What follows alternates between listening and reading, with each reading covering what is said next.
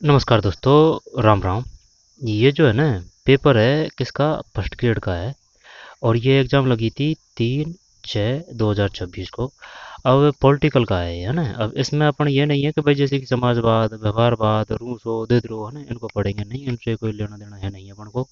लेकिन जो जैसे कि जनरल पॉलिटिकल साइंस है कि भाई प्रस्तावना क्या है, संविधान क्या है, या फिर संविधान से संबंधित है ना, जो अपने सभी के लिए काम के हो सकते हैं, उन्हीं को ही देखेंगे।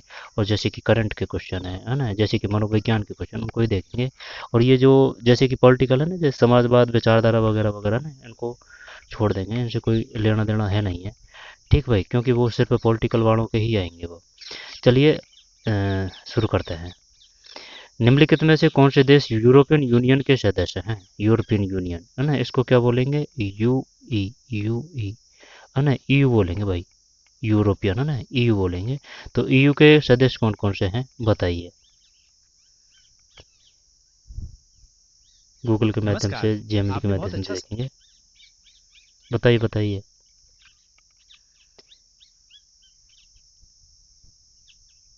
वर्तमान में यूरोपियन यूनियन में कुल 27 सदस्य देश हैं।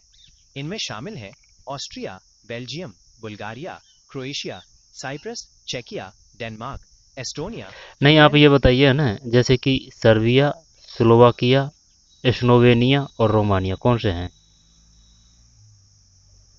आपने जो देश पूछे हैं उनमें से स्लोवाकिया, स्लोवेनिया और रोमानिया यूरोपियन यूनियन के सदस्य देश हैं। वहीं सर्बिया अभी यूरोपियन यूनियन का सदस्य नहीं है, बल्कि ये एक उम्मीदवार देश है जो सदस्यता के लिए बातचीत कर रहा है। है ना, तो सर्बिया नहीं है, तो सर्बिया नहीं है, तो इसका मतलब ये हो जाएगा, ए को हटा दे भाई। अगर ए को हटा दें तो फिर ये बी सी डी है, यानी कि स्लोवाकिया, रोमानिया और स्लोवेनिया। ईयू की बात है ये। आगे चलते हैं। जलवायु परिवर्तन पर पेरिस समझौते के संबंध में निम्नलिखित कथनों पर विचार कीजिए। तो कथन एक है, करंट से है, करंट से ही है शायद ये, है ना। जलवायु परिवर्तन पर पेरिस समझौते के संबंध में है ना, तो इसका मुख्य लक्ष्य वैश्विक औसत तापमान में वृद्धि को पूर्व औद्योगिक स्तर से 1.5 डिग्री सेल्सियस से नीचे रखना है। ठीक है, यह नवंबर 2016 को लागू हुआ। यह जलवायु परिवर्तन पर बाध्यकारी अंतर्राष्ट्रीय संधि है। ये बाध्यकारी तो नहीं है। तो क्या इसमें एक और दो कथन सही है?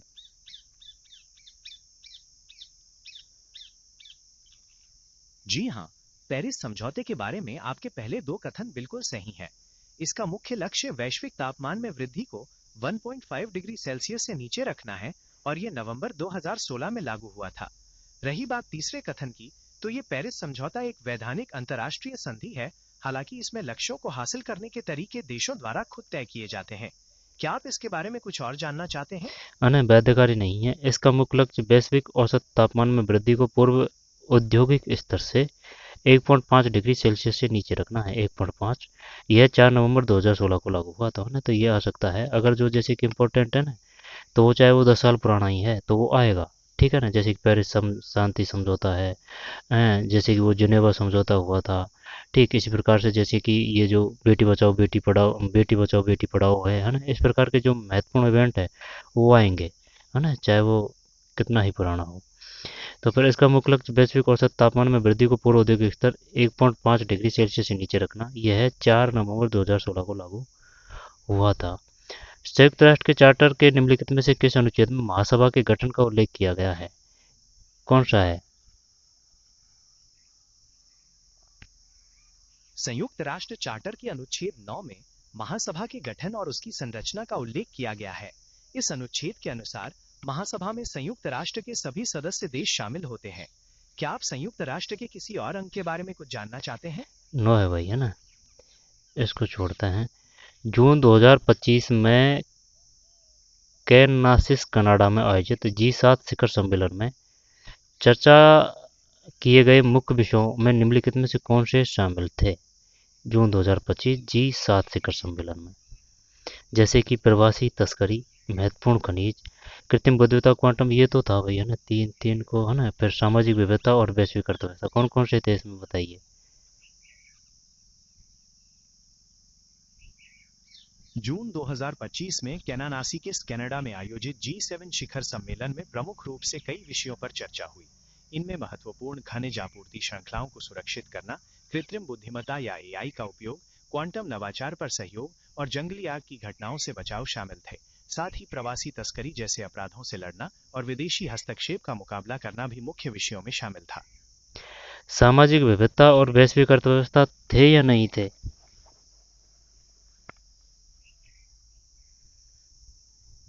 G7 शिखर सम्मेलन में वैश्विक अर्थव्यवस्था पर तो चर्चा हुई थी, क्योंकि इसमें आर्थिक सुरक्षा और व्यापार जैसे मामलों पर बात करना शामिल होता है। लेकिन सामाजिक विविधता इस सम्मेलन के मुख्य विषयों में शामिल नहीं थी। क्या आप इस दौरान हुई किसी खास आर्थिक नीति पर कुछ और जानना चाहते हैं? तो इसमें वैश्विक अर्थव्यवस्था सही माने?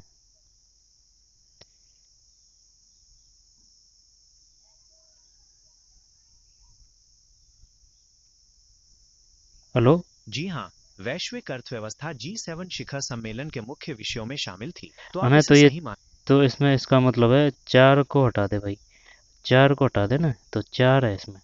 यानी कि 1 2 3 4 प्रवासी तस्करी है, महत्वपूर्ण खनिज है, कृत्रिम बुद्धिमत्ता और क्वांटम प्रौद्योगिकी है, वैश्विक अर्थव्यवस्था है। जून 2025 में कैनानास्किस कैनानास्किस कनाडा में आयोजित G7 शिखर सम्मेलन में चर्चा किए गए मुख्य विषयों में निम्नलिखित कौन से शामिल थे? जून 2025 में हुआ था भाई ये। G7 की बात है। कैनानास्किस कैनानास्किस कनाडा में आयोजित G7 शिखर सम्मेलन। ठीक तीन है, इसमें ये सामाजिक विविधता नहीं है। फिर जी मियामी 2026 के अंतर्गत निम्नलिखित में से कौन से कार्यशील समूह वर्किंग ग्रुप कार्यरत हैं? Trade working group, innovation working group, cyber security working group, energy evidence working group.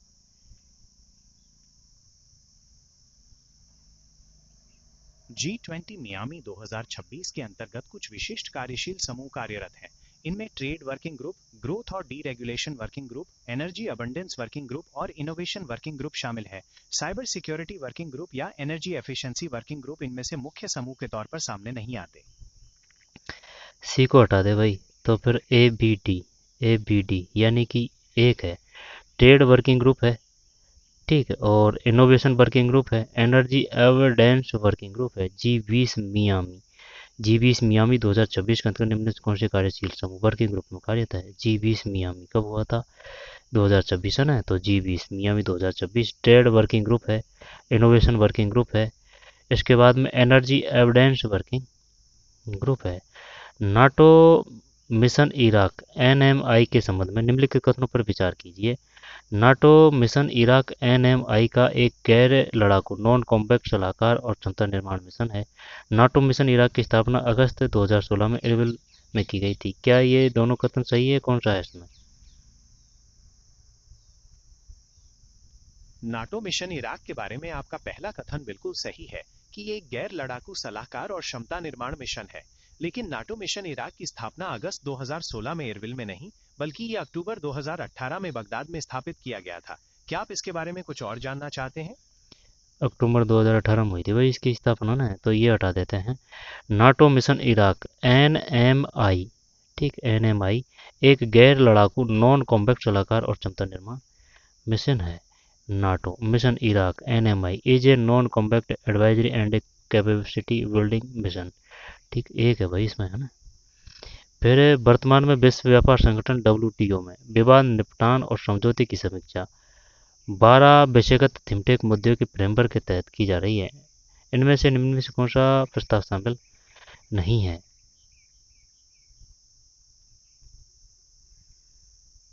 विश्व व्यापार संगठन WTO में विवाद एक मिनट निपटान और एक मिनट है, समझौते की समीक्षा के तहत। ठीक है, दोबारा से देखते हैं।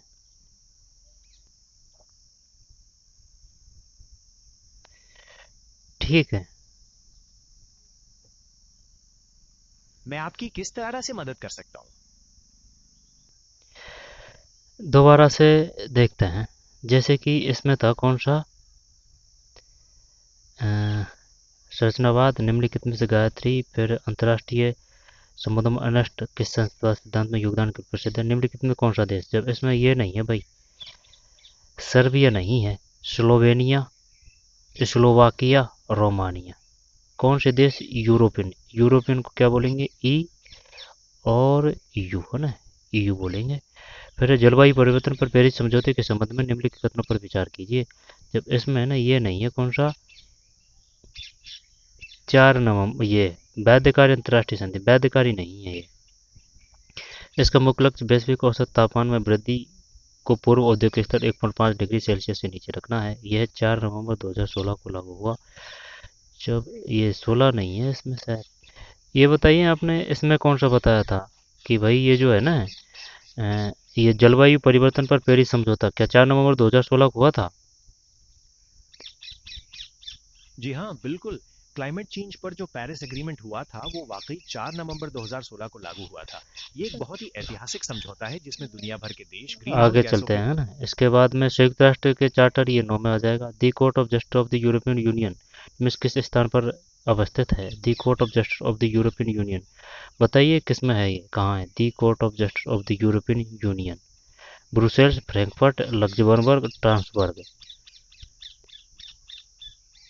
The court of justice of the European Union Luxembourg में स्थित है।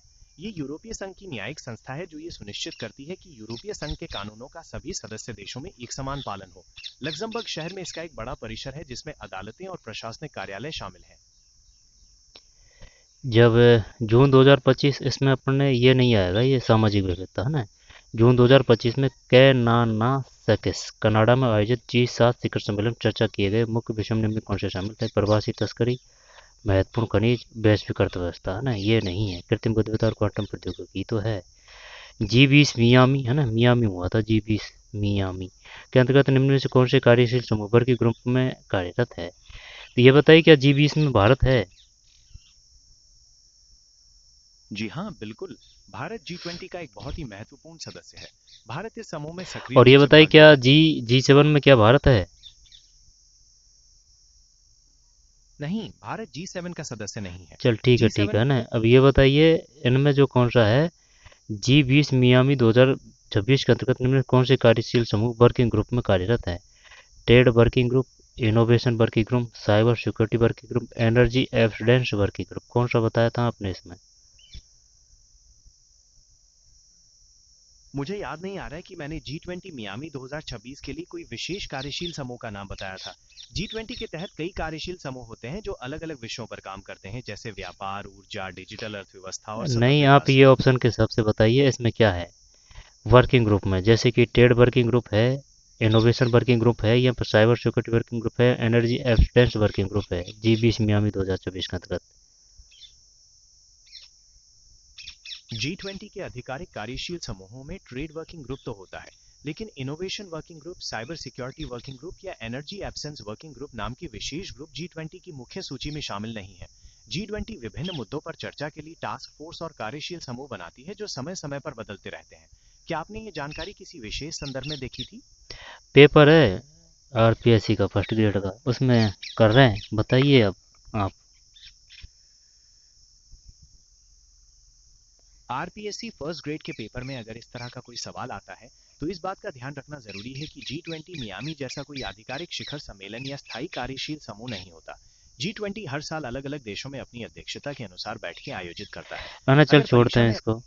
नाटो मिशन इराक एनएमई के समय निम्नलिखित कथनों पर विचार कीजिए। जब इसमें ना ये दोनों ही कथन सही है। नाटो मिशन इराक कथन सही है ना ये, जैसे कि नाटो मिशन इराक एनएमई एक गैर लड़ाकू नॉन कॉम्बैट सलाहकार क्षमता निर्माण मिशन है। नाटो मिशन इराक की स्थापना गए थे 2016, नहीं है, ये सही है। जी हाँ, आपने बिल्कुल सही कहा। नाटो मिशन इराक की स्थापना 2016 में नहीं बल्कि 2018 में हुई थी। ये गैर लड़ाकू सलाहकार और क्षमता निर्माण मिशन है जिसका उद्देश्य इराकी सुरक्षा बलों और संस्थाओं का समर्थन करना है।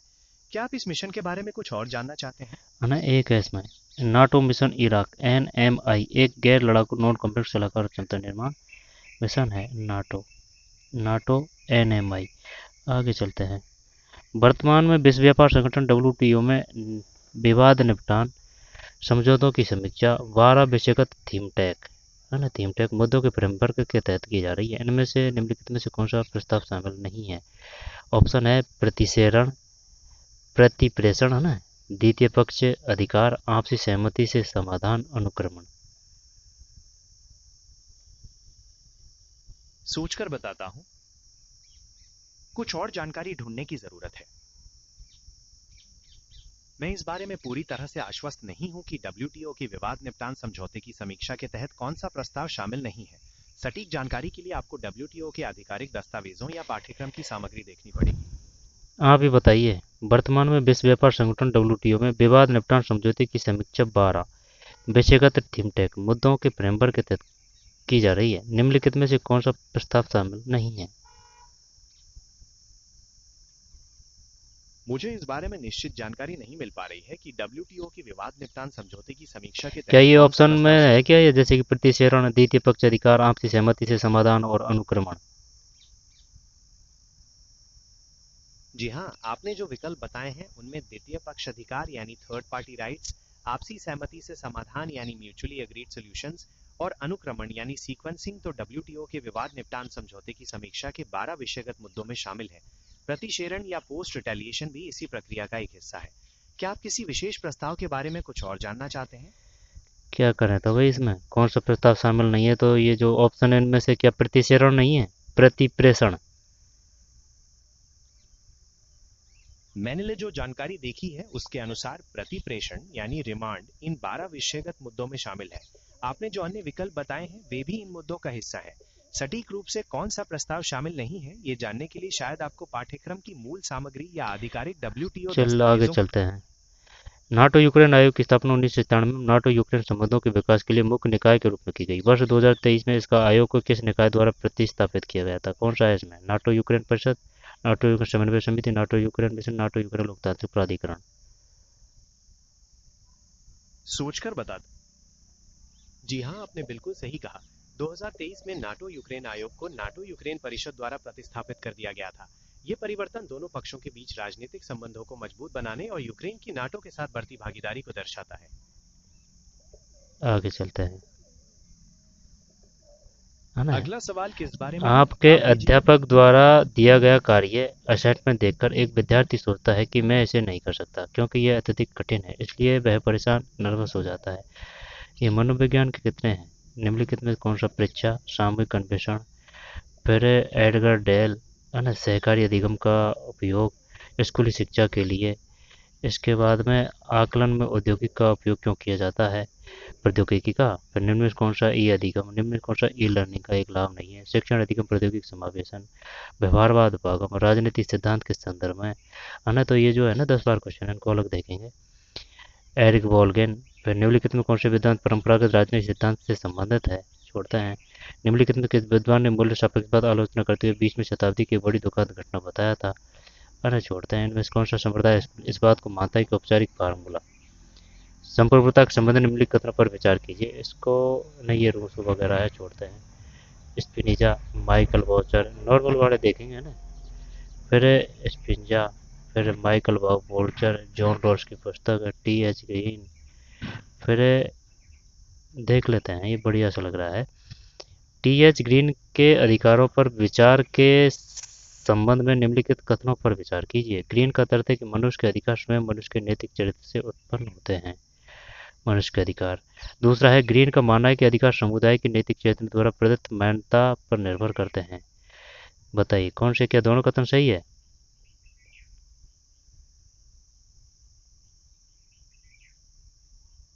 जी हाँ, आपने बिल्कुल सही समझा। टीएच ग्रीन के अधिकारों के विचार के संबंध में ये दोनों कथन बिल्कुल सही हैं। उनका मानना था कि अधिकार मनुष्य की नैतिक प्रकृति से उत्पन्न होते हैं और समुदाय की नैतिक चेतना द्वारा मान्यता मिलने पर ही वे वास्तविक बनते हैं। ग्रीन का मानना है कि अधिकार समुदाय की नैतिक चेतना द्वारा प्रदत्त मान्यता पर निर्भर करते हैं ना, ये दोनों कथन सत्य है। फिर ये पॉलिटिकल वर्ड हो गया ना, जब अपन को उनसे बचना है, कहने का मतलब ये है अपन को जो नॉर्मल है, जो जनरल पॉलिटिकल, वो देखनी है। भारतीय संविधान की उद्देशिका में अखंडता शब्द के समय निम्नलिखित कथनों पर विचार कीजिए। और ये जो है ना उद्देशिका, वहाँ से है भाई, ये जो एनसीईआरटी की शुरू शुरू की जो किताब है ना, वहाँ से लिख रखा है और डिटेल भी दे रखा है 9वीं में, बकायदा 9वीं या 7वीं जो बुक है उसमें। जब अखंडता का मतलब है, इस शब्द का समावेश पृथकवादी प्रवृत्तियों को रोकने के लिए किया गया है। यह अवधारणा संविधान की संघात्मक प्रवृत्ति में निहित है। अनुच्छेद 1 में प्रयुक्त भारत राज्यों का एक संघ होकर पदावली का प्रयोग अखंडता के उद्देश्य से किया गया है। तो क्या 3 सही है? इसमें केवल 3 सही है।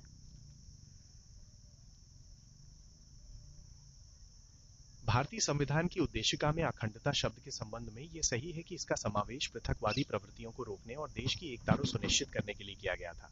ये अवधारणा संविधान की संघात्मक प्रवृत्ति में निहित है क्योंकि ये भारत की अखंडता की रक्षा करती है। अनुच्छेद 1 में प्रयुक्त भारत राज्यों का एक संघ होगा पदावली सीधे तौर पर अखंडता शब्द के उद्देश्य से नहीं जुड़ी है, बल्कि ये भारत के राज्य क्षेत्र और उसकी राजनीतिक संरचना को परिभाषित करती है। इसलिए केवल तीसरा कथन पूरी तरह सही नहीं कहा जा सकता। 1 और 2 है भाई इसमें, तो 1 और 2 तो ऑप्शन ही नहीं है। अगर आपके पास विकल्पों में 1 और 2 का विकल्प नहीं है तो इसका मतलब ये हो सकता है कि परीक्षा में पूछे गए प्रश्न के ये शायद इसमें तीनों ही कथन सही है। तो फिर इस शब्द का समावेशन पृथकवादी प्रवृत्तियों को रोकने के लिए किया गया है। यह अवधारणा संविधान की संघात्मक प्रवृत्ति में निहित है। अनुच्छेद 1 में प्रयुक्त भारत राज्यों का एक संघ होगा पदावली का प्रयोग अखंडता के उद्देश्य से किया है। क्या ये सही है? थर्ड है 1 2 3। अगर 2 सही अगर बता रहे हैं ना, अगर 2 सही बता रहे हैं तो इसका मतलब है और तो कोई है ही नहीं है, तो फिर ये तीनों ही सही होना चाहिए, है ना। सही लग रहा है तीनों ही। आगे चलते हैं। करिश्मात्मक सत्ता छोड़ते हैं। 26 नवंबर 1949 को अंतिम रूप से पारित संविधान पर अपने हस्ताक्षर करने वाले संविधान सभा के सदस्यों की कुल संख्या कितनी थी? जब ये थी 284। जी हाँ, आपने बिल्कुल सही बताया। 26 नवंबर 1949 को अंतिम रूप से पारित संविधान पर हस्ताक्षर करने वाले संविधान सभा के सदस्यों की कुल संख्या 284 ही थी। ये सभी सदस्य भारत के बोलिए बोलिए। जी, मैं ये कह रहा था कि ये सभी सदस्य भारत के संविधान के निर्माण के लिए एक बहुत ही महत्वपूर्ण कार्य में भागीदार बने थे। क्या आप इस बारे में कुछ और जानना चाहते संविधान हैं? सभा के किस अधिवेशन में राष्ट्रगान जन गण मन को स्वीकार किया गया? 11वां, 12वां, 9वां और 10वां। राष्ट्रगान रविन्द्रनाथ टैगोर, राष्ट्रगीत बंकिम चंद्र चटर्जी। संविधान सभा के 12वें अधिवेशन में राष्ट्रगान जन गण मन को स्वीकार किया गया था। ये अधिवेशन 24 जनवरी 1950 को आयोजित किया गया था, जो कि संविधान सभा की अंतिम बैठक भी थी। क्या आप राष्ट्रगान के बारे में कुछ और जानना चाहते हैं? 24 जनवरी 1950 है भाई, 12वां अधिवेशन। आगे चलते हैं।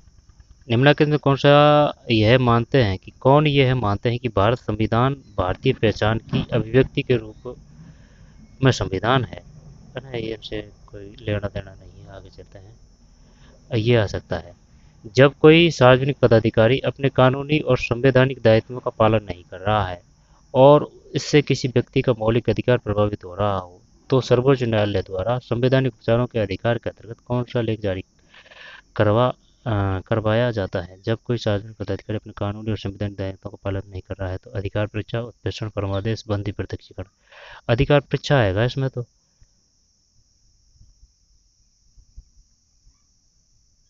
जब कोई सार्वजनिक पदाधिकारी अपने कानूनी और संवैधानिक दायित्वों का पालन नहीं कर रहा हो और इससे किसी व्यक्ति का मौलिक अधिकार प्रभावित हो रहा हो, तो सर्वोच्च न्यायालय द्वारा संवैधानिक उपचारों के अधिकार के अंतर्गत परमादेश यानी मैंडेमस जारी करवाया जाता है।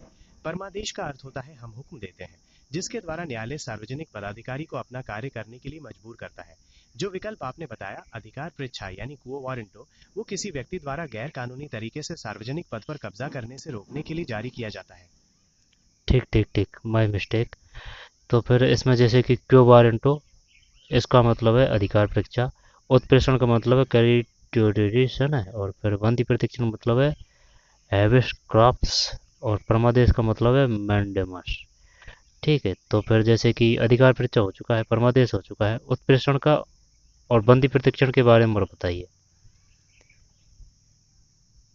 उत्प्रेषण यानी सर्ट्यूरारी एक ऐसा लेख है जो उच्च न्यायालय या सर्वोच्च न्यायालय द्वारा निचली अदालतों या न्यायिक निकायों को जारी किया जाता है। इसका उद्देश्य उनके फैसले को रद्द करना या मामले को अपने पास मंगाना होता है, आमतौर पर तब जब निचली अदालत अपने अधिकार क्षेत्र से बाहर जाकर काम करती है या कोई कानूनन त्रुटि करती है। वहीं दूसरी ओर बंदी प्रत्यक्षीकरण यानी हैबियस कॉर्पस व्यक्तिगत स्वतंत्रता का सबसे बड़ा रक्षक है। ये किसी व्यक्ति को गैर कानूनी तरीके से हिरासत में रखने के खिलाफ जारी किया जाता है। इसके तहत न्यायालय हिरासत लेने वाले अधिकारी को आदेश देता है कि वो हिरासत में लिए गए व्यक्ति को एक तय समय के भीतर अदालत के सामने पेश करे, ताकि उसकी गिरफ्तारी की वैधता की जांच की जा सके। ठीक ठीक ठीक, धन्यवाद। संविधान के भाग थर्ड में प्रदत्त मूल अधिकारों से संबंधित निम्नलिखित में किस अनुच्छेद पर कोई अभिव्यक्त परिसीमा नहीं है? अनुच्छेद 25, अनुच्छेद 23, अनुच्छेद 26, अनुच्छेद 24। संविधान के भाग 3 में प्रदत्त मूल अधिकारों में अनुच्छेद 24 पर कोई अभिव्यक्ति परिसीमा नहीं है। ये अनुच्छेद सीधे तौर पर बालकों के कारखानों, खानों या किसी अन्य संकटपूर्ण रोजगार में नियोजन का प्रतिषेध करता है। ठीक, और बता सकते हैं इस अनुच्छेद 24 के बारे में? अनुच्छेद 24 बाल अधिकारों की रक्षा के लिए एक बहुत ही महत्वपूर्ण प्रावधान है। ये किसी भी ऐसे बच्चे को जिसकी उम्र 14 वर्ष से कम है, कारखानों, खानों या किसी अन्य खतरनाक काम में लगाने पर पूरी तरह से रोक लगाता है। इसके पीछे का उद्देश्य बच्चों को शोषक वातावरण से बचाना और उन्हें शिक्षा तथा विकास का उचित अवसर प्रदान करना है। इस अनुच्छेद को लागू करने के लिए सरकार ने कई कानून भी बनाए हैं, जैसे कि बाल श्रम निषेध और विनियमन अधिनियम। आगे चलते हैं। भारतीय संविधान के निम्नलिखित में से कौन से अनुच्छेद में विधि शास्त्र के वितरण न्याय का सिद्धांत निहित है? भारतीय संविधान में वितरण न्याय या डिस्ट्रीब्यूटिव जस्टिस का सिद्धांत मुख्य रूप से राज्य की नीति के निर्देशक सिद्धांतों में निहित है। विशेष तौर पर अनुच्छेद 38 में कहा गया है कि राज्य ऐसी सामाजिक व्यवस्था की स्थापना करेगा जिससे सामाजिक, आर्थिक और राजनीतिक न्याय मिले। इसके अलावा अनुच्छेद 39 ये सुनिश्चित करता है कि समुदाय के भौतिक संसाधनों का वितरण इस प्रकार हो कि सब भलाई हो सके और धन का संकेंद्रण कुछ ही हाथों में ना हो। क्या आप इन अनुच्छेदों के बारे में कुछ और जानना चाहते हैं? आगे चलते हैं। निम्नलिखित में से किस विषय के लिए उपबंध करने वाला विधेयक राष्ट्रपति की सिफारिश से ही पुनः स्थापित किया जा सकता है? भारत की आकस्मिकता निधि की अभिरक्षा, किसी कर का विनियमन, भारत सरकार द्वारा धन उधार देने का विनियमन।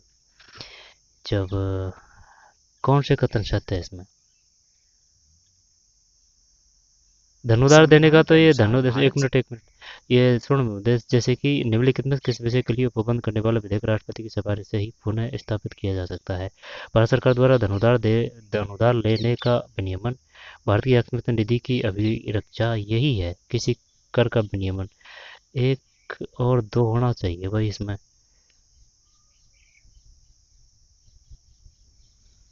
जी हाँ, आपने बिल्कुल सही अनुमान लगाया। भारत सरकार द्वारा धन उधार लेने के विनियमन, भारत की आकस्मिकता निधि की अभिरक्षा और किसी कर के विनियमन जैसे विषयों के लिए उपबंध करने वाले विधेयक राष्ट्रपति की सिफारिश से ही संसद में पुनः स्थापित किए जा सकते हैं। तो ना इसमें जो ऑप्शन हो जाएगा एक और दो का मतलब 3 है इसमें। निम्नलिखित में किस विषय के लिए उपबंध करने वाला विधेयक राष्ट्रपति की सिफारिश से ही पूर्ण है ना पुनः स्थापित किया जा सकता है? भारत की आकस्मिकता निधि की अभिरक्षा, किसी कर का विनियमन। निम्नलिखित में किस परिस्थिति में भारत का राष्ट्रपति स्वविवेक की शक्ति का प्रयोग कर सकता है? जब राष्ट्रपति मंत्रिपरिषद द्वारा दी गई सलाह से असहमत हो और उसे पुनर्विचार के लिए लौटाया जाए, राष्ट्रपति स्वविवेक की शक्ति का। जब राष्ट्रपति संसद द्वारा पारित विधेयकों को धन विधेयक को छोड़कर को पुनर्विचार के लिए लौटाना चाहे, जब लोकसभा में कोई बहुमत दल नहीं हो और उसे एक प्रधानमंत्री का चयन करना हो, जब प्रधानमंत्री और किसी मंत्री के बीच विवाद हो जाए। ये तो भाई सभी सही लग रहे हैं। सही है क्या ये सभी सही?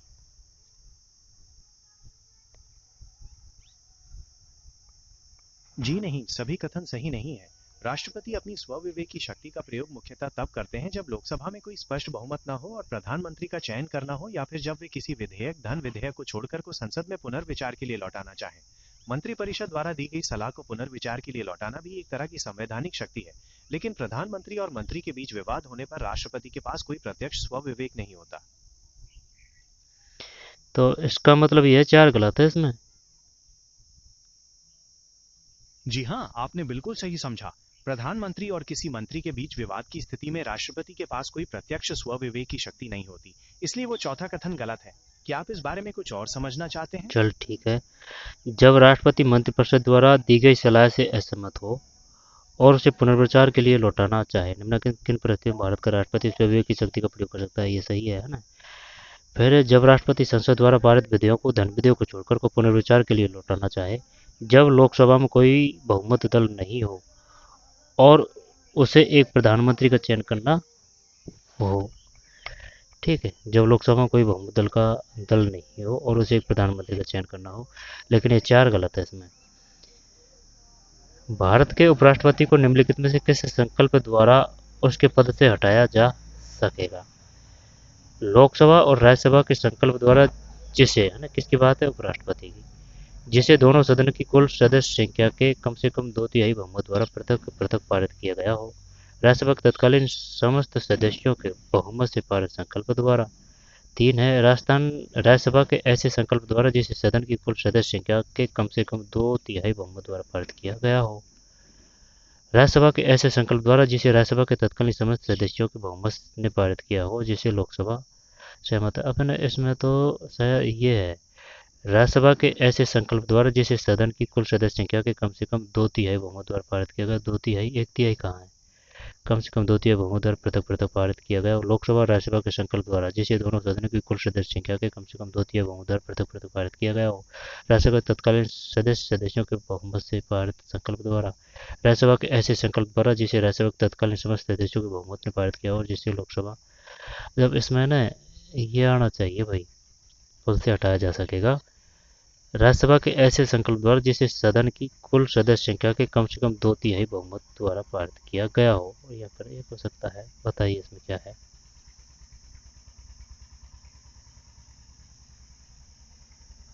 भारतीय संविधान के अनुसार उपराष्ट्रपति को उनके पद से हटाने के लिए राज्यसभा के तत्कालीन समस्त सदस्यों के बहुमत से पारित संकल्प द्वारा जिसे लोकसभा सहमत हो, इस प्रक्रिया की आवश्यकता होती है। क्या आप इस प्रक्रिया के बारे में कुछ और जानना चाहते हैं? अरे आपसे जो क्वेश्चन पूछा है और जो ऑप्शन बताया है, उनमें बताइए कि भाई कौन सा है ना जो होगा, जो उपराष्ट्रपति को पद से हटाया जा सकता है।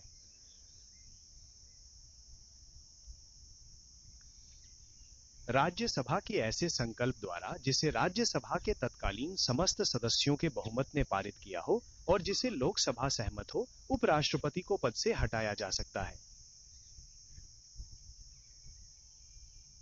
लोकसभा सहमत हो तो इसका मतलब 4 सही है। राज्यसभा के ऐसे संकल्प द्वारा जिसे राज्यसभा के तत्कालीन समस्त सदस्यों के बहुमत ने पारित किया हो और जिससे लोकसभा सहमत है। जी हाँ, आपका निष्कर्ष बिल्कुल सही है। राज्यसभा के ऐसे संकल्प द्वारा जिसे राज्यसभा के तत्कालीन समस्त सदस्यों के बहुमत ने पारित किया हो और जिसे लोकसभा सहमत हो, उपराष्ट्रपति को पद से हटाया जा सकता है। क्या आप इस विषय पर कोई और जानकारी चाहते राजस्थान हैं? से निर्वाचित होने वाले प्रथम प्रधानमंत्री कौन थे? राज्यसभा से निर्वाचित होने वाले प्रथम प्रधानमंत्री कौन थे? राज्यसभा से।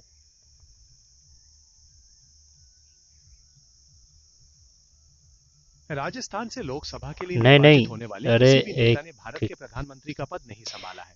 जहां रुक तक जा रुक जा राज्यसभा रुक जा रुक जा, थम जा। राज्यसभा से निर्वाचित होने वाले प्रथम प्रधानमंत्री कौन थे? राज्यसभा से। राज्यसभा से निर्वाचित होने वाली प्रथम प्रधानमंत्री इंदिरा गांधी थी। उन्होंने 1966 में जब पहली बार प्रधानमंत्री पद की शपथ ली थी, तब वे राज्यसभा की सदस्य थीं। तो वही ये है इसमें, इंदिरा गांधी। राज्यसभा से निर्वाचित होने वाली प्रथम प्रधानमंत्री कौन थे? राज्यसभा से, है ना, इंदिरा गांधी है। बढ़िया क्वेश्चन है। सदनों के बारे में मंत्रियों के अधिकारियों से संबंधित निम्नलिखित कथनों पर विचार कीजिए। करते हैं। प्रत्येक मंत्री को यह अधिकार है कि वह किसी भी सदन में बोले और उसकी कार्रवाइयों में भाग ले। ये बात तो सही है। प्रत्येक मंत्री किसी भी सदन में मत देने का हकदार है। प्रत्येक मंत्री किसी भी सदन में, नहीं नहीं, ऐसा तो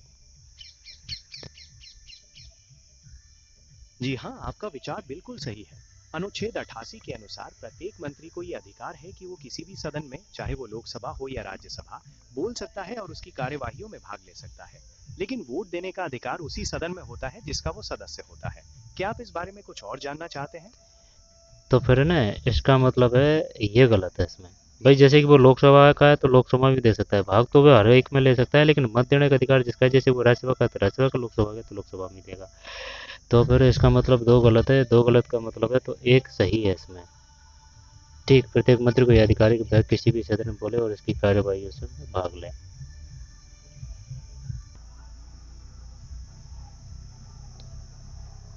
ठीक है, आगे चलते हैं। जब इसमें हो जाएगा केवल एक सही है। फिर अगला है क्वेश्चन, भारत के महान्यायवादी से संबंधित निम्नलिखित में से कौन सा कथन गलत है? भारत के महान्यायवादी से संबंधित निम्नलिखित कथनों में से कौन सा कथन गलत है? महान्यायाधीश संसद में मत देने का हकदार होता है। महान्यायवादी मत देने का अधिकार होता है। महान्यायाधीश राष्ट्रपति के प्रसाद पर्यंत पद पर धारण करता है। महान्यायवादी को क्या बोलेंगे इंग्लिश में? महान्यायवादी को बोलेंगे अटॉर्नी जनरल, है ना, यानी कि एजी इधर आई है ना, तो एजीआई से याद कर रखा है। और वो जो है ना एक दूसरा एजीआई और एक और है वो क्या बोलते हैं, एजीआई, और एक और है, मालिक आकार को क्या बोलेंगे तो फिर? मौलिक अधिकार को अंग्रेजी में फंडामेंटल राइट्स कहते हैं। क्या आप अटॉर्नी जनरल यानी महान्यायवादी के बारे में कुछ और जानना चाहते हैं?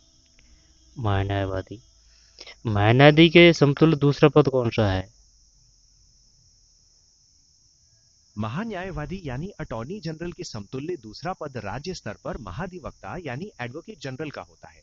महाधिवक्ता राज्य सरकार का सर्वोच्च कानूनी अधिकारी होता है और वो राज्य सरकार को विधिक मामलों पर सलाह देता है। जब इसमें महान्यायवादी संसद में मत देने का हकदार होता है, महान्यायवादी राष्ट्रपति के प्रसाद पर धारण करता है, गलत है। महान्यायवादी की नियुक्ति राष्ट्रपति करता है। महान्यायवादी संसद की कार्यवाहियों में भाग ले सकते हैं, महान्यायवादी संसद की कार्यवाहियों में भाग ले सकते हैं। महान्यायवादी की नियुक्ति राष्ट्रपति करता है। ये संसद वाला नहीं जम रहा है, क्या सही है क्या इसमें? कौन सा गलत है? जी हाँ, आपने बिल्कुल सही पकड़ा। महान्यायवादी के बारे में ये कथन गलत है कि वो संसद में मत देने का हकदार होता है। उसे संसद की कार्यवाहियों में बोलने और भाग लेने का अधिकार तो होता है, लेकिन वोट देने का नहीं। महान्यायवादी संसद में मत देने का हकदार होता है, ये नहीं है। जबकि महान्यायवादी राष्ट्रपति के प्रसाद पर्यंत पद धारण करता है, ये सही है। महान्यायवादी की नियुक्ति राष्ट्रपति करता है, ये सही है।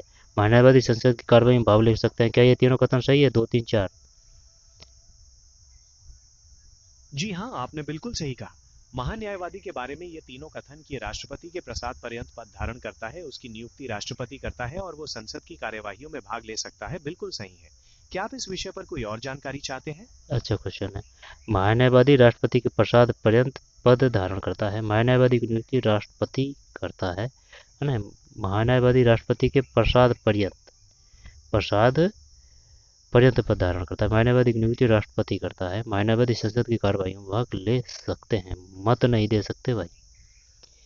निम्न में से किस वर्ष में लोकसभा अपना कार्यकाल पूर्ण करने से पूर्व विघटित नहीं हुई थी?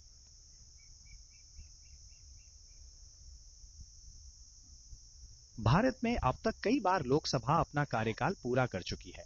जैसे पहली लोकसभा 1957 में, दूसरी ऑप्शन के हिसाब 1962। से बताइए ना, जैसे कि कार्यकाल पूर्ण करने से पूर्व विघटित नहीं हुई थी। 1984, 1979, 1969, 1970।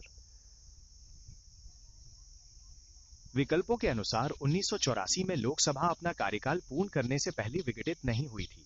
इस वर्ष 7वीं लोकसभा का कार्यकाल पूरा हुआ था। क्या आप इस बारे में कुछ और जानना चाहते हैं? बंदी प्रशिक्षण से संबंधित निम्नलिखित कथनों पर विचार कीजिए। उच्चतम न्यायालय बंदी प्रशिक्षण के रिट को मूल अधिकारों के उल्लंघन की दशा में राज्य के विरुद्ध जारी कर सकता है। उच्चतम न्यायालय बंदी प्रशिक्षण की रिट को उन निजी व्यक्तियों के खिलाफ जारी कर सकता है जो अवैध ढंग से किसी अन्य व्यक्ति को निरुद्ध करते हैं। ये तो दोनों ही गलत ही लग रहे हैं। जी नहीं, दोनों ही कथन सही है। उच्चतम न्यायालय बंदी प्रत्यक्षीकरण की रिट को मूल अधिकारों के उल्लंघन की दशा में राज्य के विरुद्ध जारी कर सकता है, क्योंकि ये व्यक्तिगत स्वतंत्रता की रक्षा करता है। इसके साथ ही ये रिट उन निजी व्यक्तियों के खिलाफ भी जारी की जा सकती है जो अवैध ढंग से किसी अन्य व्यक्ति को निरुद्ध करते हैं। सही है भाई, 1 और 2 ही है इसमें, 1 और 2 दोनों सही है। यानी कि उच्चतम न्यायालय बंदी प्रत्यक्षीकरण की रिट को मूल अधिकारों के उल्लंघन की दशा में राज्य के विरुद्ध जारी कर सकता है। उच्चतम न्यायालय बंदी प्रत्यक्षीकरण की रिट को उन निजी व्यक्तियों के खिलाफ जारी कर सकता है जो अवैध ढंग से किसी अन्य व्यक्ति को निरुद्ध करते हैं, यानी कि रोकते हैं। राज्यपाल के संबंध में निम्नलिखित कथनों पर विचार कीजिए। भाई राज्यपाल के बारे में आ रहे हैं ना, जब जैसे कि ये 213 तो सही है। अनुच्छेद 213(2) के अनुसार एक अध्यादेश उस सीमा तक अवैध होगा जिस सीमा तक राज्य के विधानमंडल द्वारा विधि निर्माण अवैध होता है। पता नहीं है ना। राज्यपाल, दूसरा कथन है, राज्यपाल द्वारा जारी किए गए अध्यादेश अनुच्छेद 226 के अंतर्गत उच्च न्यायालय द्वारा दिए गए किसी भी निर्णय पर अभिभावी नहीं कर सकता। तो इनमें क्या पहला दूसरा दोनों कथन सही है या गलत है? राज्यपाल के अध्यादेश जारी करने की शक्ति और उसके प्रभावों के संबंध में ये दोनों कथन सही है। अनुच्छेद 213(2) के अनुसार एक अध्यादेश उस सीमा तक शून्य होगा जिस सीमा तक राज्य के विधानमंडल द्वारा बनाया गया कानून अमान्य होता। साथ ही राज्यपाल द्वारा जारी किया गया अध्यादेश अनुच्छेद 226 के अंतर्गत उच्च न्यायालय द्वारा दिए गए किसी भी निर्णय पर प्रभावी नहीं हो सकता, क्योंकि उच्च न्यायालय की न्यायिक समीक्षा की शक्ति संविधान से प्राप्त होती है। दोनों कथन सही है भैया। अनुच्छेद 213 किससे संबंधित है? राज्यपाल से। के अनुसार एक अध्यादेश उस सीमा तक अवैध होगा जिस सीमा तक राज्य के विधानमंडल द्वारा विधि निर्माण अवैध होता है। राज्यपाल द्वारा जारी किया गया अध्यादेश अनुच्छेद 224 के अंतर्गत उच्च न्यायालय द्वारा दिए गए किसी भी निर्णय पर अभिभावी नहीं कर सकता। तगड़ा दिया है 213(2) और 226। मुख्यमंत्री के संबंध में निम्नलिखित कथनों पर विचार कीजिए भाई, है ना, करते हैं। एम करुणानिधि, पहला कथन है, एम करुणानिधि बनाम भारत संघ 1979 के मामले में उच्चतम न्यायालय ने यह अधिन निर्धारित किया कि मुख्यमंत्री यदि 6 मास के भीतर किसी सदन का सदस्य नहीं निर्वाचित होता है तो उसे त्यागपत्र देना होगा। ये 6 मास वाली बात, ये तो सही है। फिर बी है, एक दोष सिद्ध व्यक्ति को जिसे 2 वर्ष से अधिक का कारावास का दंड दिया गया है मुख्यमंत्री नियुक्त नहीं किया जा सकता। मुख्यमंत्री के संबंध में आपके द्वारा बताए गए कथनों में एम करुणानिधि बनाम भारत संघ 1979 के मामले में न्यायालय ने मुख्यमंत्री को पद छोड़ने का आदेश 6 माह की सीमा के भीतर नहीं दिया था, बल्कि ये संवैधानिक प्रावधान अनुच्छेद 164(4) के तहत लागू होता है। वहीं दूसरी ओर ये कथन सही है कि किसी दोष सिद्ध व्यक्ति को जिसे 2 वर्ष से अधिक का कारावास दिया गया हो, मुख्यमंत्री नियुक्त नहीं किया जा सकता। तो ये बात तो सही है, लेकिन ये जो कथन एक है ना, इसको जरा डिटेल से बताइए। 1979 मामले में उच्चतम न्यायालय ने यह अधि निर्धारित किया कि मुख्यमंत्री यदि 6 मास के भीतर किसी सदन का सदस्य नहीं निर्वाचित हो जाता है तो उसे त्यागपत्र देना हो। इसको डिटेल से बताइए।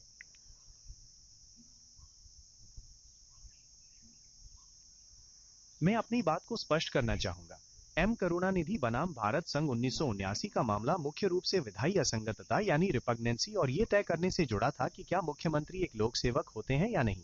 इस मामले में मुख्यमंत्री के लिए 6 माह के भीतर सदन का सदस्य बनने का कोई आदेश नहीं दिया गया था। 6 माह का ये नियम संविधान के अनुच्छेद 164(4) के तहत आता है, जिसके बारे में हम पहले भी चर्चा कर चुके हैं। एम करुणानिधि बनाम भारत संघ 1979 के मामले में उच्चतम न्यायालय ने यह अवधि निर्धारित किया कि मुख्यमंत्री यदि 6 मास के भीतर किसी सदन का सदस्य नहीं है तो इस संविधान के तहत है, उच्चतम न्यायालय नहीं है। तो इसमें कथन है दो सही है पूर्णतः। जी नहीं, आपका पहला कथन पूर्णतः सही नहीं है। एम करुणानिधि बनाम भारत संघ 1979 के मामले में सुप्रीम कोर्ट ने ये नहीं कहा था, बल्कि 6 माह के भीतर सदन का सदस्य बनने का प्रावधान भारतीय संविधान ठीक के ठीक ठीक अनुच्छेद। है ना, कोई बात ना, है ना। तो ये जैसे कि एक गलत है और ये दो है ना जो सही है। भारत के संविधान में राज्य सरकार से संबंधित प्रावधानों के संदर्भ में निम्नलिखित कथनों पर विचार कीजिए। पहला है, मंत्री राज्यपाल के प्रसाद पर्यंत अपने पद पर धारण करेंगे। भारत के संविधान में राज्य सरकार से संबंधित प्रावधानों के संदर्भ में निम्नलिखित कथनों पर विचार कीजिए। दूसरा है, मंत्रिपरिषद राज्य की विधानसभा के प्रति व्यक्तिगत एवं सामूहिक रूप से उत्तरदायी होगी। तो फिर इसमें तो ना, जैसे कि देखें, भारत के संविधान में राज्य सरकार से संबंधित प्रावधानों के संदर्भ में निम्नलिखित कथनों पर विचार की मंत्री राज्यपाल के प्रसाद पर्यंत अपने पद धारण करेंगे। राज्यपाल की बात कहाँ आएगी इसमें? राज्यपाल तो वो राष्ट्रपति के वो रहेगा, मुख्यमंत्री की बात आनी चाहिए इसमें। मंत्रिपरिषद राज्य की विधानसभा के प्रति व्यक्तिगत एवं सामूहिक रूप से उत्तरदायी होती है। तो ये कथन सेकंड सही होना चाहिए भाई इसमें। संविधान के प्रावधानों के अनुसार केवल पहला कथन सही है, जिसमें कहा गया है कि मंत्री राज्यपाल के प्रसाद पर्यंत अपने पद पर धारण करेंगे। दूसरा कथन पूरी तरह सही नहीं है, क्योंकि मंत्रिपरिषद सामूहिक रूप से राज्य की विधानसभा के प्रति उत्तरदायी होती है, व्यक्तिगत रूप से नहीं। व्यक्तिगत, व्यक्तिगत ने खेला खेल दिया है ना, तो व्यक्तिगत को हटा दें तो फिर ये शुद्ध हो जाएगा। मंत्री राज्यपाल के प्रसाद पर्यंत अपने पद धारण करेंगे। ठीक है भाई, मंत्री राज्यपाल के प्रसाद पर्यंत अपने पद धारण करेंगे। आगे चलते हैं। संविधान की 11वीं अनुसूची में निम्नलिखित में कौन से विषय सम्मिलित है? तो 11वीं अनुसूची कैसे 11वीं कैसे ग्रामीण है, जब ये तो हो जाएगा। और ये कितने कार्य हैं? ग्राम पंचायत के कार्य हैं 29, नगर पंचायत के कार्य हैं कितने? 18। तो फिर दुर्बल वर्गों का कल्याण, आर्थिक और सामाजिक विकास योजना, जन्म मरण सांख्यिकी। तो क्या तीनों कथन सही है?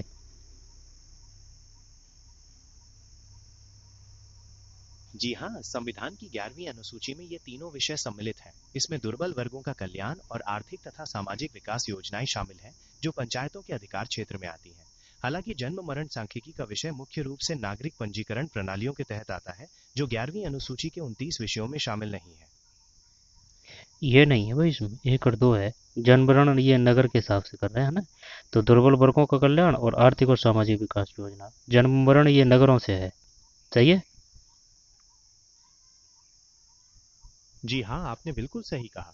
जन्म मरण सांख्यिकी का विषय जो नगरों से जुड़ा है वो ग्राम पंचायतों की 11वीं अनुसूची में नहीं बल्कि नगर पालिकाओं के कार्यों में आता है। क्या आप इस विषय पर कोई और जानकारी चाहते हैं? निम्नलिखित में से किसी राज्यपाल द्वारा एक से अधिक बार राज्यपाल का महाधिवक्ता नियुक्त किया गया था?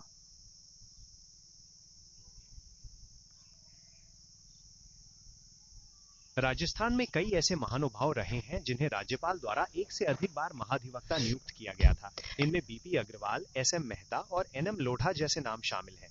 क्या आप किसी विशेष महाधिवक्ता के बारे में कुछ और जानना चाहते मैं हैं? ऑप्शन बता रहा हूँ आपको, BP Agarwal, R K Rastogi, L M Singhvi, DC Swami, इनमें से कौन सा है? आपके द्वारा बताए गए विकल्पों में से बीपी अग्रवाल ऐसे महाधिवक्ता हैं जिन्हें राज्यपाल द्वारा एक से अधिक बार महाधिवक्ता नियुक्त किया गया था।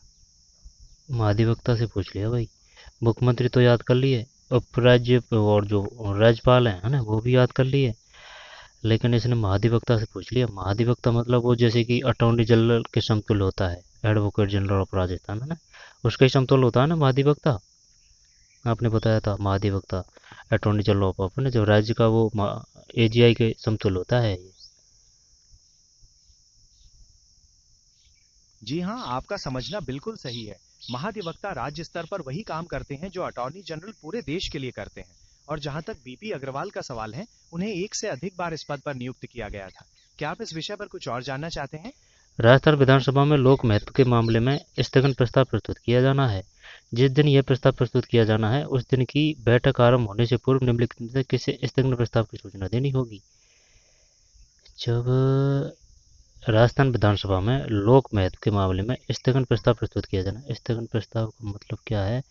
A mention of adjournment on a matter of a public importance is to be moved the Rajasthan Legislative Assembly to whom among the following shall notice of the a adjournment motion be given before the commencement of the sitting on the day of the which of the mention is proposed to be made। जब इसमें ना जैसे कि राजस्थान विधानसभा में लोक महत्व के मामले में स्थगन प्रस्ताव प्रस्तुत किया गया है, जिस दिन यह प्रस्ताव प्रस्तुत किया जाना है उस दिन की बैठक प्रारंभ होने से पूर्व निर्धारित में से किसी स्थगन प्रस्ताव की सूचना। तो ये तो वो होना चाहिए ना, अध्यक्ष, संबंधित मंत्री, प्रमुख सचिव, अध्यक्ष होना चाहिए भाई इसमें तो।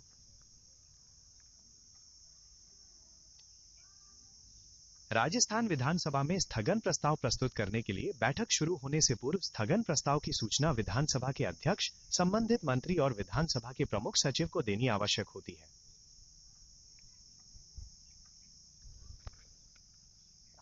मतलब सरल शब्दों में इसका मतलब ये है कि अगर आप स्थगन प्रस्ताव लाना चाहते हैं तो आपको लिखित में सूचना विधानसभा अध्यक्ष, उस विभाग के मंत्री जिनका संबंध मामले से है और विधानसभा के प्रमुख सचिव को बैठक शुरू होने से पहले देनी पड़ेगी, ताकि उन्हें इस बारे में पहले से जानकारी हो। राजस्थान विधानसभा में लोक महत्व के मामले में स्थगन प्रस्ताव प्रस्तुत किया जाना है, जिस दिन यह प्रस्ताव प्रस्तुत किया जाना है उस दिन की बैठक प्रारंभ होने से पूर्व निम्नलिखित में किसे स्थगन प्रस्ताव, तीनों को ही देंगे भाई। तगड़ा क्वेश्चन दिया है, 1, 2 और 3। चलिए आगे चलते हैं। उच्च न्यायालय के न्यायाधीशों के विरुद्ध महाभियोग की प्रक्रिया निर्धारित की गई है। उच्च न्यायालय के न्यायाधीशों के विरुद्ध महाभियोग की प्रक्रिया, यार एक मिनट है ना, निर्धारित की गई है। उच्च न्यायालय के न्यायाधीशों के विरुद्ध महाभियोग की प्रक्रिया निर्धारित की गई है, बताइए। उच्च न्यायालय के न्यायाधीशों के विरुद्ध महाभियोग की प्रक्रिया अर्थात उन्हें हटाने की प्रक्रिया भारतीय संविधान के अनुच्छेद 124 के खंड 4 और 5 के अनुसार चलाई जाती है। इस प्रक्रिया का विस्तृत विवरण जजेस इंक्वायरी एक्ट 1968 में दिया गया है। क्या आप इस 1968 है भाई। न्यायाधीश जांच अधिनियम 1967 उच्च न्यायालय के न्यायाधीशों के विरुद्ध महाभियोग प्रक्रिया निर्धारित की गई है। न्यायाधीश जांच अधिनियम 1968 है। भारतीय मजदूर संघ के संबंध में निम्नलिखित कथनों पर विचार कीजिए, है ना, छोड़ते हैं। मजदूर संघ नहीं, चल देख लेते हैं। भारतीय मजदूर संघ के संबंध में निम्नलिखित कथनों पर विचार कीजिए। पहला है, इसकी स्थापना 13 जुलाई 1955 को लोकमान्य बाल गंगाधर तिलक की जयंती के दिन हुई। दूसरा है, यह मार्क्स के वर्ग संघर्ष सिद्धांत को खारिज करता है। इस सिद्धांत के दत्तोपड़ डेगड़ी थे और उन्होंने थर्ड वे लिखी।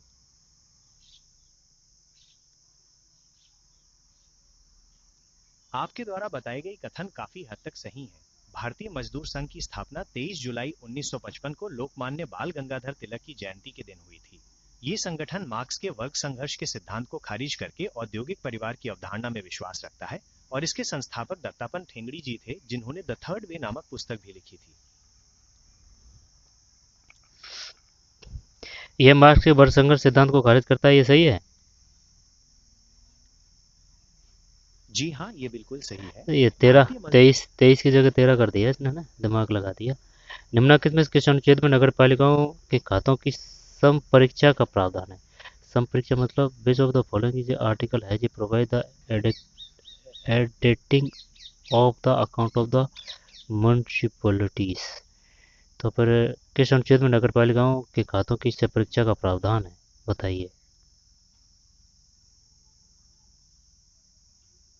भारतीय संविधान में नगर पालिकाओं के खातों की संपरीक्षा यानी ऑडिट का प्रावधान अनुच्छेद 243 जेड के अंतर्गत दिया गया है।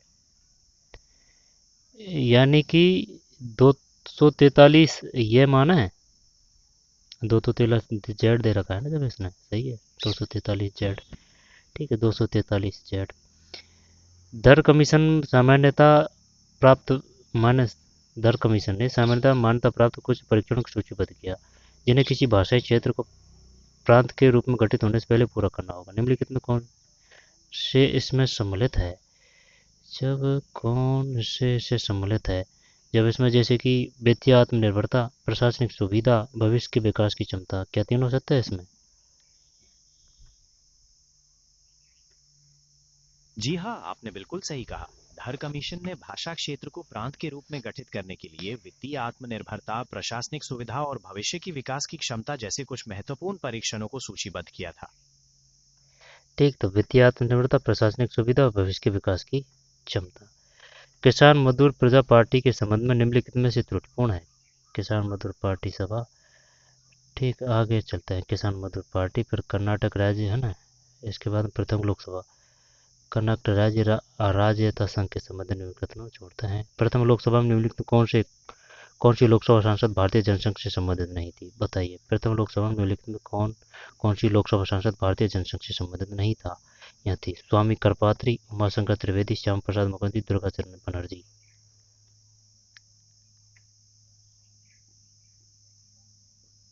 प्रथम लोकसभा में स्वामी करपात्री भारतीय जनसंघ से संबंधित नहीं थे, वे राम राज्य परिषद के संस्थापक थे। वहीं श्यामा प्रसाद मुखर्जी, उमाशंकर त्रिवेदी और दुर्गाचरण बनर्जी भारतीय जनसंघ से जुड़े हुए थे। प्रथम लोकसभा में है ना, प्रथम लोकसभा की बात है। निम्नलिखित में से कौन सा या कौन सी लोकसभा सांसद भारतीय जनसंघ से संबंध नहीं था थी, है ना? तो स्वामी कृपापात्र नहीं थी, उमाशंकर त्रिवेदी, श्याम प्रसाद मुखर्जी, दुर्गाचरण बनर्जी। लोक प्रतिनिधि अधिनियम 1951 के संदर्भ में निम्नलिखित कथनों पर विचार कीजिए। तो फिर जैसे कि एक पहला है, राजनीतिक दलों का पंजीकरण उक्त अधिनियम की धारा 29 के उपबंधों प्रावधानों द्वारा नियंत्रित होता है। दूसरा है, उक्त अधिनियम की धारा 69 के अनुसार यदि कोई व्यक्ति एक सदन में एक से अधिक स्थानों के लिए चुन लिया जाता है तो उसे एक स्थान को चुनना होता है, अन्यथा सभी स्थान रिक्त हो जाएंगे। लोक प्रतिनिधित्व अधिनियम 1951 के संबंध में आपका पहला कथन सही है कि राजनीतिक दलों का पंजीकरण धारा 29A के तहत नियंत्रित होता है, परंतु दूसरा कथन सटीक नहीं है क्योंकि एक सदन में एक से अधिक स्थानों के चुने जाने पर एक स्थान को चुनने का नियम संविधान के अनुच्छेद 101 और 190 और लोक प्रतिनिधित्व अधिनियम की धारा 70 में दिया गया है।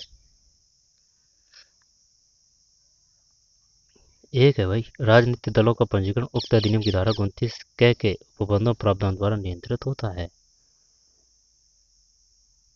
जी हाँ, आपका ये कथन बिल्कुल सही है। राजनीतिक दलों का पंजीकरण तो इसमें क्या गलत है? तो ये उक्त अधिनियम की धारा 69 के अनुसार यदि कोई व्यक्ति एक सदन में एक से अधिक स्थानों के लिए चुन लिया जाता है तो उसे एक स्थान को चुनना होता है, अन्यथा उसके सभी स्थान रिक्त हो जाएंगे। तो इसको शुद्ध बताइए, ये शुद्ध रूप से कैसे आएगा? इसमें मुख्य त्रुटि ये है कि ये प्रावधान लोक प्रतिनिधित्व अधिनियम की धारा 69 में नहीं दिया गया है। एक से अधिक स्थानों के चुने जाने पर स्थान चुनने का नियम संविधान के अनुच्छेद 101 व 190 और लोक प्रतिनिधित्व अधिनियम की धारा 68 और 70 में शामिल है ना, ये गलत है, एक है इसमें। फिर हंगरी सोवियत बर्लिन दीवार की खड़ी की गई, क्यूबा का मिसाइल संकट, सोवियत संघ यूएसएसआर का विघटन, शीत युद्ध। तो इनको सम्मिलित कीजिए भाई, शीत युद्ध की घटना है ना, वर्ड हिस्ट्री से है। जैसे कि अ, हंगरी में सोवियत संघ का हस्तक्षेप और बर्लिन की दीवार खड़ी की गई। क्यूबा का मिसाइल संकट, सोवियत संघ यूएसएसआर का विघटन, शीत युद्ध। इकरार में है ये तो, सोवियत संघ यूएसएसआर का विघटन, शीत युद्ध। सही है क्या 1991 में? जी हाँ, आपका सोवियत संघ के विघटन का वर्ष 1991 बिल्कुल सही है। ये ऐतिहासिक घटना 26 दिसंबर 1991 को हुई थी, जिससे शीत युद्ध का अंत हो गया था। क्या आप इस घटना के बारे में कुछ और जानना चाहते हैं? और जो बोले हैं उनको सम्मिलित कीजिए। आपने जो अन्य घटनाएं बताई थीं, उन्हें इस प्रकार सुमेलित किया जा सकता है। हंगरी में सोवियत संघ का हस्तक्षेप 1956 में हुआ था, बर्लिन की दीवार 1961 में खड़ी की गई थी और क्यूबा का मिसाइल संकट 1962 में हुआ था। क्या आप इन घटनाओं के बारे में कुछ और विस्तार से जानना चाहते हैं? तो फिर इसका मतलब है एक में डी, एक में डी तो ये है, फिर दो में सी, दो में सी का मतलब ये है, और क्यूबा का मिसाइल संगठन भी है ना, तो भाई तीन है इसमें।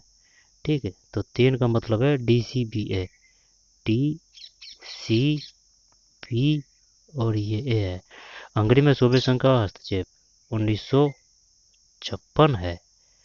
बर्लिन दीवार खड़ी की गई, ये बर्लिन दीवार खड़ी की गई थी 1900, सी है ना, ये 1961 में बर्लिन दीवार खड़ी गई 1961 में। क्यूबा मिसाइल संकट है 1962, और सोवियत संघ ये 1991 में है। दोबारा से देखिए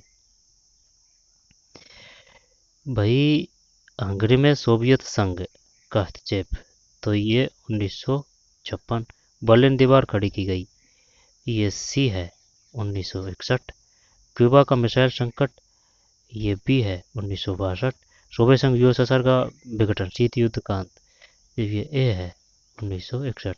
जब ये तो याद है, बाकी नहीं है। हंगरी में सोवियत संघ का हस्तक्षेप, ये मिक्स और हो जाते हैं जो दिखते नहीं है ना, जब जैसे कि दो है ना तो उसमें सी है 1961, क्यूबा का मिसाइल संकट है ये है 62, संकट 62 है, और ये 91 में है। चलिए आगे चलते हैं। विश्व बैंक में आप निवेश विवादों से निपटान के लिए अंतर्राष्ट्रीय केंद्र ICSID से संबंधित निम्नलिखित कथनों पर विचार कीजिए। चल छोड़, निम्नलिखित कथनों पर विचार कीजिए। चल कोई बात नहीं, छोड़, आप आगे जब भी चलते उन हैं। कथनों को साझा आगे चलते हैं, है ना। नाभ के अधिकारों, TPNW, डेविड टैंक एंड राजनीति सिद्धांत, व्यवहारवाद, निम्नलिखित में अधिकतम छवि के आसवन, समतावादी स्वतंत्र गणतंत्रात्मक है। राज्य अनिवार्य रूप से एक युद्ध निर्माणकारी के रूप में, राज्य के एकीकरण, अतुल कोहली, किसने प्रकरणकारी है ना, यूनाइटेड किंगडम के सुप्रीम कोर्ट, इनमें कौन से विधान राज्य केंद्रित विद्वान कहलाते हैं, इनमें कौन सा अंतर्राष्ट्रीय संगठन, अंतर्राष्ट्रीय संगठन का स्पष्ट उदाहरण है फ्रांस की नेशनल असेंबली, फिर अमेरिकी सीनेट के प्रेसिडेंट, संयुक्त राज्य अमेरिका में राष्ट्रपति की शक्ति के अत्यधिक विस्तार को उल्लेख करने हेतु शाही राष्ट्रपति, इंपीरियल प्रेसिडेंटी शब्दावली का प्रयोग निम्नलिखित किस विद्वान ने, संयुक्त राज्य अमेरिका, जापान की प्रतिनिधि सभा के संबंध में निम्नलिखित कथनों पर विचार कीजिए। फिर स्विट्जरलैंड में राष्ट्रपति अपनों को अपना देश के हिसाब से देखना है ना, जो जनरल पॉलिटिकल है। कनाडा के संघात्मक शासन के विषय में कौन सा कथन गलत है, कनाडा, कनाडा, कनाडा, ये एनसीईआरटी से लिया है भाई। कनाडा के संघात्मक शासन के विषय में कौन सा कथन गलत है। फिर निम्नलिखित कथनों पर विचार कीजिए। सर्वसत्तावाद अपने नागरिकों के जीवन पर, चल छोड़ते हैं, है ना। फिर संसदीय प्रणाली, चांसलर सरकार, अध्यक्ष प्रणाली के प्रमुख दोष, फ्रांस की नेशनल रैली, एकात्मकता, निम्नलिखित विद्वान ने यह तर्क दिया कि अमेरिका डेमोक्रेट पार्टी, फिर निम्नलिखित कौन से सिद्धांत, प्लेटो, है ना। ये जो स्पेशली पॉलिटिकल से है ना, जैसे विचारधारा वगैरह ये नहीं देखेंगे, संविधान और ये जो अपने नॉर्मल पॉलिटिकल है वो देखनी है अपन को। 101 में संविधान संशोधन 2016 के प्रावधान के संबंध त्रुटि कथन का ना, तो इसको देखते हैं। 101 में संवैधानिक संशोधन अधिनियम 2016 के प्रावधानों के संबंध में त्रुटिपूर्ण कथन को पहचानिए। पहला है, संघ सूची की प्रविष्टि 83 प्रतिस्थापित की गई, राज्य सूची की प्रविष्टियां 54 व 62 प्रतिस्थापित की गई, संघ सूची की प्रविष्टियां 92 एवं 92 में विलोपित की गई, राज्य सूची की प्रविष्टियां 52 व 55 में विलोपित की गई। कौन सा है इसमें सही? 101वें संविधान संशोधन अधिनियम 2016 के संदर्भ में त्रुटिपूर्ण कथन ये है कि संघ सूची की प्रविष्टि 83 को प्रतिस्थापित नहीं किया गया था। इसके बजाय संघ सूची की प्रविष्टि 84 और राज्य सूची की प्रविष्टियों 54 और 62 में परिवर्तन किए गए थे। तो ये बाकी के ये सही है क्या है? संघ सूची की प्रविष्टियां 92 में गए विलोपित की गई। राज्य सूची की प्रविष्टियां 52 55 में विलोपित की गई। हाँ तो चल छोड़ा ना फिर, जैसे कि बता तो दिया इसने त्रुटिपूर्ण कथन है, तो ये है ना, ये गलत है इसमें। राज्य सूची की प्रविष्टियां 52 54 62 में प्रस्तावित की गई। संघ सूची की प्रविष्टियां 92 में विलोपित की गई। राज्य सूची की प्रविष्टियां 52 55 में। जब आगे चलते हैं, इनमें कोई किस विद्वान ने यह दावा अरस्तु, प्रिंसाबे मैकियावेली, थॉमस हॉब्स, स्वतंत्र अधिकारों जॉन लॉक, जे जे रूसो, जे एस मिल, ठीक है, ये जो है ना, ये आया है भाई साहब क्वेश्चन, जो बीए की जो किताब है ना, ठीक है, जो बीए में चलती है, अंतर्राष्ट्रीय संबंध वगैरह, वो जो किताबें चलती है राजस्थान यूनिवर्सिटी में, वहाँ से उठाया है उन्होंने ये क्वेश्चन। जी बिल्कुल, राजस्थान यूनिवर्सिटी के बीए पॉलिटिकल साइंस के सिलेबस में इन महान विचारकों और सिद्धांतों को काफी गहराई से पढ़ाया जाता है। इससे आपकी तैयारी काफी मजबूत हो जाती है। क्या आप इन्हीं से जुड़ा कोई नया प्रश्न पूछना चाहते हैं? अब ये देखते हैं 120। कौटिल्य के विचारों के आधार पर दिए गए कॉलमों को सम्मिलित कीजिए। संनिधाता, समाहर्ता और महाक्षेपतालिक और प्रादिवाक। तो संनिधाता को बोलते हैं, समाहर्ता तो वो था ना, मुख्य कर संग्राहक और कानूनी सलाहकार एवं मुख्य न्यायाधीश। महाक्षेपतालिक, समाहर्ता समाहर्ता सम्मिलित कीजिए, चल बताइए। कौटिल्य के अर्थशास्त्र के अनुसार समाहर्ता का अर्थ मुख्य कर संग्राहक होता है। वहीं सन्निधाता राजकोषीय भंडारों और कोषाध्यक्ष के रूप में कार्य करता था और प्रादिवाक का संबंध मुख्य न्यायाधीश या कानूनी सलाहकार से होता है। तो भाई इसका मतलब हो जाएगा, है ना, जैसे कि ए में दो, फिर समाहर्ता ये एक है, महाक्षेपतालिक ये चार है, मुख्य अभिलेखाधिकारी एवं सचिव, और प्रादिवाक का मतलब कानूनी सलाहकार मुख्य है, तो इसमें चार है। ठीक, चार है। दोबारा से देखते हैं। सन्निधाता, इसको बोलते हैं कोषाध्यक्ष। सन्निधाता, ये मिसमैच हो रहा था ना, सन्निधाता सन्निधाता है ना कोषाध्यक्ष, कौटिल्य की बात है। समाहर्ता मुख्य कर संग्राहक है। महाक्षेपतालिक ये चार है, मुख्य अभिलेखाधिकारी एवं सचिव। प्रादिवाक है कानूनी सलाहकार एवं मुख्य न्यायाधीश। सही है ना?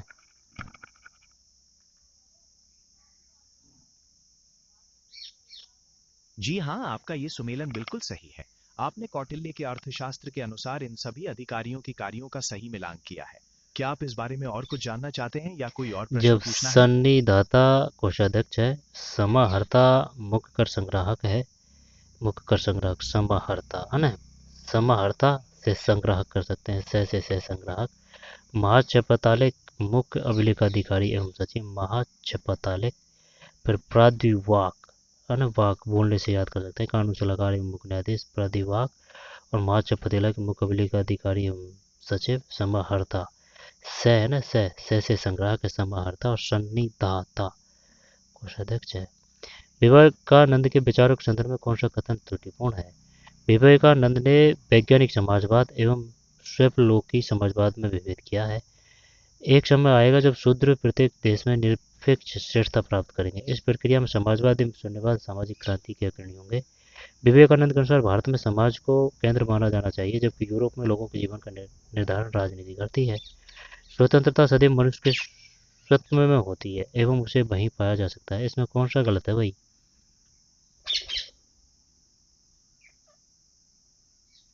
विवेकानंद जी के विचारों के संदर्भ में जो कथन त्रुटिपूर्ण है वो ये है कि उन्होंने वैज्ञानिक समाजवाद और काल्पनिक समाजवाद में स्पष्ट विभेद किया था।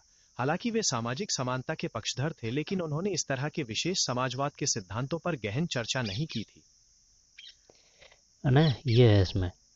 एक समय आएगा जब शूद्र प्रत्येक देश में निरपेक्ष श्रेष्ठता प्राप्त करेंगे। इस प्रक्रिया में समाजवाद एवं शून्यवाद सामाजिक क्रांति के अग्रणी होंगे। विवेकानंद के अनुसार भारत में समाज को केंद्र माना जाना चाहिए, समाज को जबकि यूरोप में लोगों के जीवन का निर्धारण राजनीति करती है। स्वतंत्रता सदैव मनुष्य के स्वत्व में होती है एवं उसे वही पाया जा सकता है। स्वतंत्र हृदय मनुष्य के स्वत्व में होती है। बढ़िया है। लोकमान्य बाल गंगाधर तिलक के संबंध निम्नलिखित कथनों पर परीक्षण कीजिए। राष्ट्रीयता के बारे में जॉन स्टुअर्ट राष्ट्रीय वे चाहते हैं साम्राज्य की सांकेतिक प्रभुता भारत की प्रतिनिधि सभा में महत्वपूर्ण चर्चा का प्रयोग करें। जब इसमें है ना ये नहीं आएगा है ना, आगे चलते हैं। महर्षि अरविंद, निम्नलिखित में से विचारकों निम्न जवाहरलाल नेहरू नेहरू को सुझाव था कि भारत में निम्नलिखित कथनों पर विचार कीजिए। जवाहरलाल नेहरू ने रविंद्रनाथ टैगोर के संश्लेषणात्मक सार्वभौमवाद को अपने राष्ट्रवाद का आधार बनाया। नेहरू का सुझाव था कि भारत के हिंदू मुस्लिम समुदाय हिंदू मुस्लिम समीक्षा को धार्मिक विवाद के रूप में नहीं बल्कि संपन्न व विपन्न के विवाद के रूप में देखना चाहिए। कौन से कथन गलत है और सही है?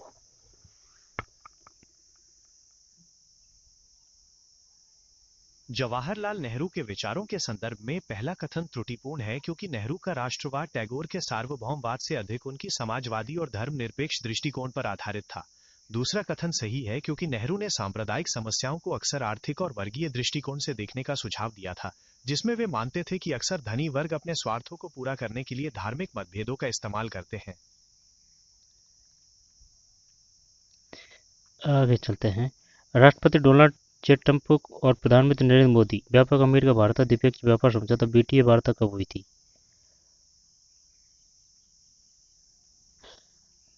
हालिया जानकारी के अनुसार राष्ट्रपति डोनाल्ड ट्रंप और प्रधानमंत्री नरेंद्र मोदी के बीच व्यापक द्विपक्षीय व्यापार समझौते यानी बीटीए को लेकर बातचीत जारी है।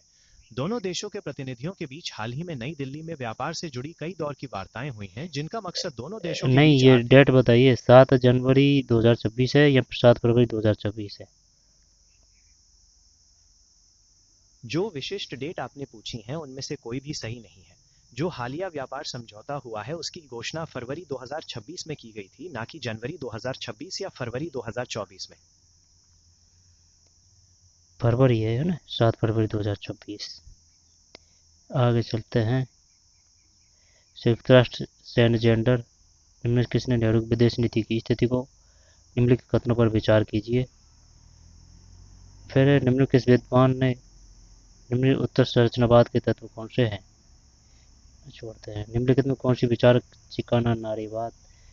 छोड़ते हैं। कौन सा विद्वान पर्यावरण सत्यवाद के विचार से एमएस राजनीति वो जो थे ना पॉलिटिकल वाले वो देख लिए है ना। अब ये जो स्पेशल जो पॉलिटिकल वाले हैं उनके हैं भाई ये, ठीक है, इससे अपन को कोई लेना देना नहीं है। The great Indian middle class, pure bargain, साम्यवादी निम्नलिखित में से तो ये था। अब है ना इसमें जो मनोविज्ञान के क्वेश्चन रहे हैं वो देखेंगे ना। तो चलिए पढ़ते रहिए, मेहनत करते रहिए, मिलते हैं कोई और वीडियो में। धन्यवाद।